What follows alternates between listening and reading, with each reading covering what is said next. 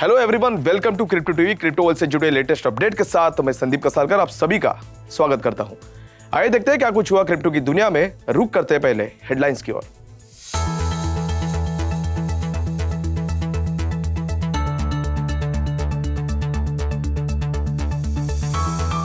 Banking दिग्गज HSBC ने metaverse firm the sandbox के साथ की साझेदारी। क्रूड की कीमतों में आई गिरावट के बीच बिटकॉइन ने किया $40,000 से ऊपर trade.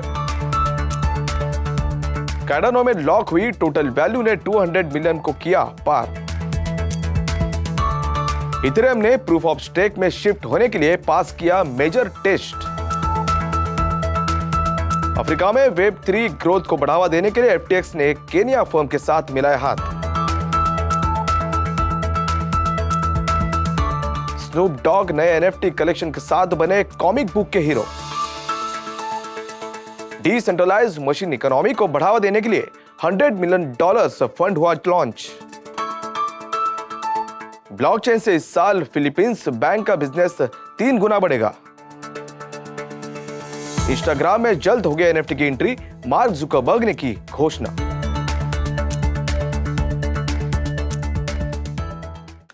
HSBC virtual gaming platform the sandbox के साथ साझेदारी के जरिए से मेटावर्स में एंट्री करने वाला नया कॉर्पोरेट जायंट बन गया है। ये कोलैबोरेशन HSBC के राइवल JP Morgan द्वारा डिसेंट्रलाइन पर अपना पहला मेटावर्स लॉन्च करने के 1 महीने के बाद सामने आया है। गेमिंग और स्पोर्ट्स के प्रति उत्साही लोगों से जुड़ने के एम से ब्रिटिश बैंक ने द सैंडबॉक्स मेटावर्स में वर्चुअल रियल एस्टेट को एक्वायर किया है। बता दें कि डील के बारे में जानकारी अभी तक सार्वजनिक नहीं की गई है। HSBC के साथ गुच्ची, वार्नर म्यूजिक ग्रुप और यूबीसॉफ्ट जैसी कंपनियां सैंडबॉक्स से मेटावर्स की दुनिया में आ गई है। तेल की गिरती कीमतों ने इन्वेस्टर्स की उम्मीदों को बढ़ावा दिया है कि एशियन इकोनॉमीज जियोपॉलिटिकल टेंशन से पैदा होने वाले शॉर्ट टर्म शॉक्स का सामना करने में सक्षम होगी। ऐसे में बिटकॉइन के $40,000 से ऊपर ट्रेड करने के साथ बाकी मेजर क्रिप्टो करेंसीज में भी उछाल देखने मिला। भारत के साथ सभी मेजर की स्टॉक मार्केट्स में बुधवार को एशियन स्टॉक्स में तेजी के साथ तेल की कम कीमतों की वजह से उच्च स्तर पर ट्रेड करते हुए देखा गया। यह बढ़ोतरी यूक्रेन पर रशिया के लगातार हमलों और चाइना के टेक हब शेंझेन में एक कोविड रिलेटेड लॉकडाउन के बावजूद देखने मिली है। हालांकि इंटरेस्ट रेट में उतार चढ़ाव पर बातचीत करने के लिए फेडरल रिजर्व पॉलिसी मीट से 1 दिन पहले इन्वेस्टर्स सतर्क रहे। इन सबके बीच बिटकॉइन को वेडनेसडे को पिछले 24 घंटों में लगभग 5% बढ़ोतरी के साथ $40,000 के ऊपर देखा गया, जबकि उसी समय के दौरान इथर 6% के उछाल के साथ $2,600 के ऊपर ट्रेड कर रहा था।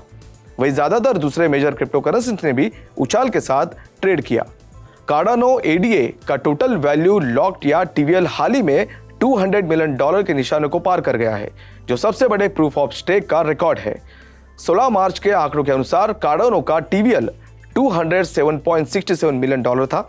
कार्डानो के लिए TVL जनवरी 2022 के अंत से लगातार बढ़ रहा है, जो ब्लॉकचेन के पहले डिसेंट्रलाइज्ड एक्सचेंज और टोकन स्टेकिंग प्लेटफॉर्म SundaeSwap के लॉन्च के साथ मेल खाता है। लेटेस्ट रिकॉर्ड के अनुसार सिर्फ 10 दिनों में $50 मिलियन से ज्यादा के मूल्य के उछाल को रिप्रेजेंट करता है, क्योंकि 6 मार्च को TVL $152 मिलियन था। वही 20 जनवरी को इसका TVL मुश्किल से $3 मिलियन से ज्यादा था। बता दें कि नेटवर्क पर ज्यादातर फंड SundaeSwap पर रहते हैं।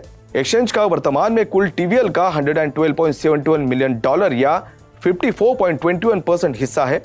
इस तरह से कार्डानो का नेटिव ADA टोकन पिछले 24 घंटों में लगभग 3% की बढ़ोतरी के साथ $0.81 पर कारोबार कर रहा था। इथेरियम फाउंडेशन ने ट्यूसडे को घोषणा की कि द मर्ज को किल पर सफलतापूर्वक पूरा किया गया था। अपग्रेड से पहले फाइनल मर्ज टेस्टनेट इथेरियम के पब्लिक टेस्टनेट पर तैनात किया जाएगा।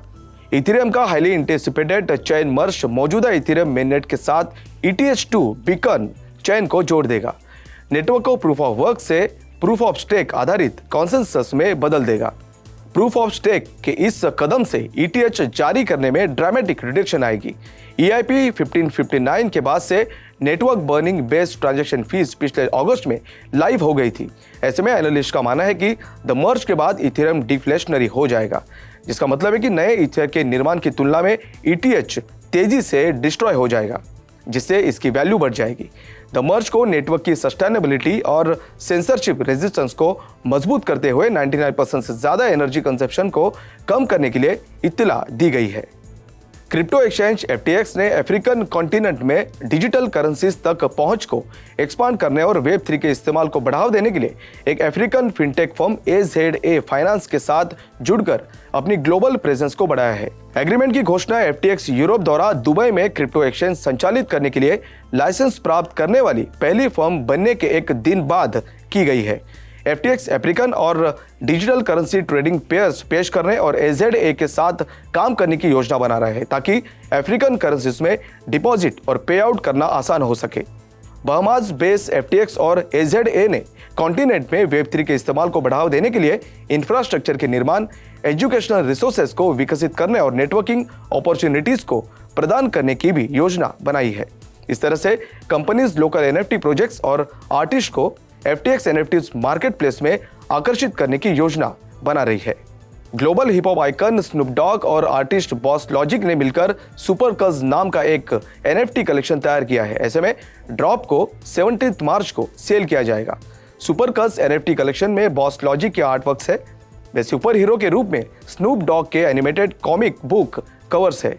स्नूप डॉग का बेटा कॉर्डल ब्रॉडर्स भी NFT को बनाने में शामिल था। ड्रॉप में 5 लिमिटेड एडिशंस कलेक्टिबल्स भी शामिल होंगे, जिसमें स्नूप डॉग द्वारा आवाज दिए गए एनिमेशंस भी शामिल है। NFT सीरीज सुपर कज के आगे के एडवेंचर्स के लिए एक्सेस पॉइंट्स के रूप में काम करेगी। आर्टिस्ट वादा करते कि वेब3 में कॉमिक बुक जनर में फैन इंटरेक्शन के लिए एक नया मॉडल तैयार करेगा। स्नूप डॉग NFTs के एक ऑब्सेसिव कलेक्टर है। उन्होंने पिछले 18 मंथ्स में गुमनाम रूप से एक एक्सट्रीमली वैल्यूएबल कलेक्शन जमा किए हैं। उन्होंने हाल ही में घोषणा की है कि डेथ रो रिकॉर्ड्स अब एक NFT लेबल है और उन्होंने सैंडबॉक्स के जरिए से स्नूपवर्स को लॉन्च किया है। IoTeX internet of things IoT पर फोकस एक ब्लॉकचेन प्लेटफॉर्म ने $100 मिलियन का सस्टेनेबल इकोसिस्टम फंड लॉन्च करने की घोषणा की है। नया फंड नेक्स्ट 3 इयर्स के भीतर Machine5 पोर्टल से 10 मिलियन से ज्यादा स्मार्ट डिवाइसेस को जोड़ने के लिए इस्तेमाल किए मामलों को विकसित करने वाले 1000 से ज्यादा डिसेंट्रलाइज्ड मशीन इकोनॉमी स्टार्टअप्स का समर्थन करेगा। IoTeX के इन्वेस्टमेंट और इकोसिस्टम के हेड जिंग सन ने बताया कि फंड को एक एवरग्रीन व्हीकल के रूप में डिजाइन किया गया है जो अगले 10 से 20 साल में 10,000 से ज्यादा Machine5 फोकस बिजनेसेस का समर्थन कर सकता है।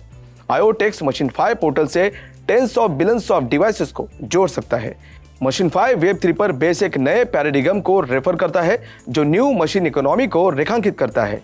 डिसेंट्रलाइज्ड मशीन इकोनॉमी एक डेवलपिंग इकोनॉमी है जिसमें इकोनॉमिक ग्रोथ के पीछे लोगों की बजाय मशीनें ड्राइविंग फोर्स है।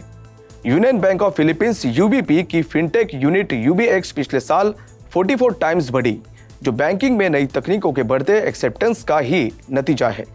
UBX ने I2I को 2019 में ग्रामीण समुदाय की सेवा के लिए एक banking as a service platform के रूप में लॉन्च किया था। बैंकिंग सेवाओं के लिए UBX के मैनेजिंग डायरेक्टर यानी UECO ने कहा, देश में वित्तीय सेवाओं की बढ़ती मांग के साथ 2021 I2I के लिए अत्यधिक वृद्धि का वर्ष था। हमारा लक्ष्य इस वर्ष 300% की वृद्धि करना है। I2I प्लेटफॉर्म को देश के केंद्रीय बैंक के सहयोग से 130 ग्रामीण बैंकों की साझेदारी में लॉन्च किया गया था। मेटा के फाउंडर और CEO मार्क जुकरबर्ग, जिसे पहले फेसबुक के नाम से जाना जाता था, ने घोषणा की है कि उनकी कंपनी नियर टर्म में NFT को इंस्टाग्राम में पेश करने की योजना बना रही है।